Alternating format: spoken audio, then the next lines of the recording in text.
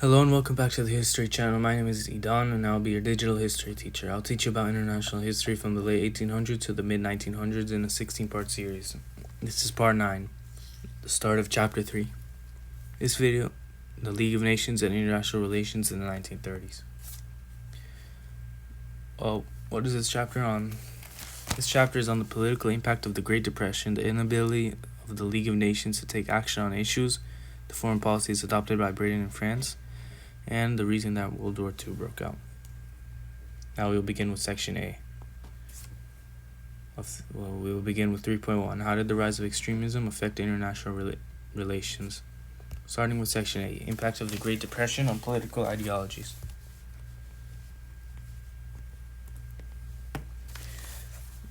USA made money on foreign imports by imposing high taxes, causing demand to decrease, and investors ended up selling shares.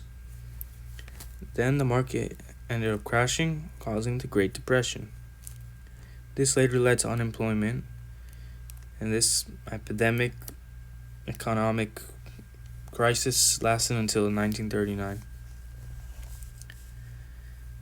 Many countries suffered from deflation and poverty, and they tried to solve it with fascist and communist beliefs. Hitler rose to power after the impacts, and in 1921 he became the leader of Nazis. Hitler ordered stormtroopers to attack rivals of these Nazis. As the impacts of the Great Depression grew, Nazi support grew, and Hitler became Chancellor of Germany. Now on to section B, impact of the rise of dictatorships on relations. Italy, USSR, Germany, and Japan were all dictatorships and gained support through political censorship and propaganda. When Hitler rose to power, European countries were concerned. French wanted to keep them weak, but it didn't work. And Italy was also against Japan. Germany. USSR was against Germany because they were anti-communist. Because Germany was anti-communist. So Stalin tried to get an alliance with Britain and France, but it did not work because these two allies feared communism. Japan also rose to power after hating democracy. They took over China and replaced the government with an emperor. Japan left the League of Nations and formed an alliance with Germany and Italy. This posed a threat to the Big Three and the USSR. Mussolini was actually impressed by Hitler's ideology and became convinced that more can be gained when forming an alliance with Hitler.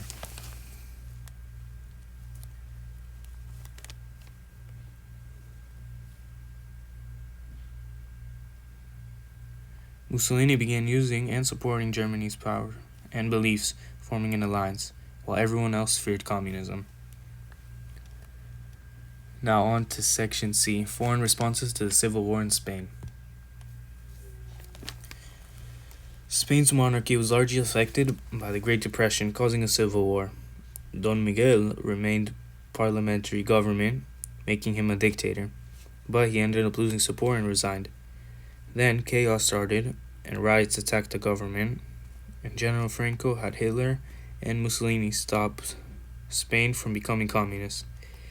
Franco's nationalists won, but rival ideology of fascism and communists have formed.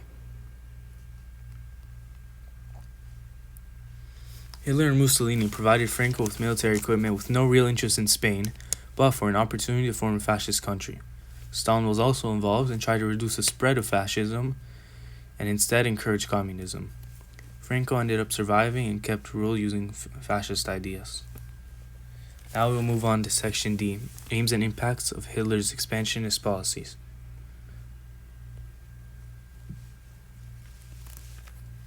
Hitler's foreign policy aims were to end the commitment to the Treaty of Versailles, recover lost territory, develop a strong military, unite Germany and Austria, and follow Nazism.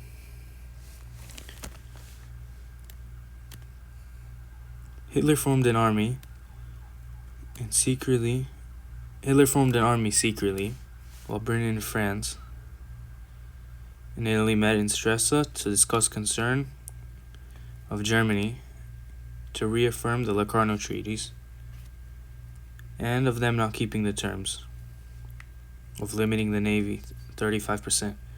But Hitler ended up disobeying and increased his whole army by 6 times what it was. Mussolini invaded Abyssinia and was angry that France and Britain stopped him, so he ended up leaving the League of Nations. France was provided security against Germany by their Nazi soldiers, but they were tricked and attacked, and Germany ended up remilitarizing the Rhineland. Hitler formed a union with Austria, then Nazis murdered the Chancellor and took over. But Italy defended Austria, and they ended a potential war. Hitler took over Austria again, but nobody took action this time, and Italy became an ally. Hitler increased Germany's population by 7 million and its army by 100,000. Hitler invaded Czechoslovakia. However, Czechoslovakia wanted to negotiate future demands, but Hitler didn't and took over again violently. Nobody was strong enough to stop Hitler. He later signed a treaty which allowed him to take the Polish corridor. And yeah, that was the end of 3.1. Tune into the next video for the next part, which will go into 3.2.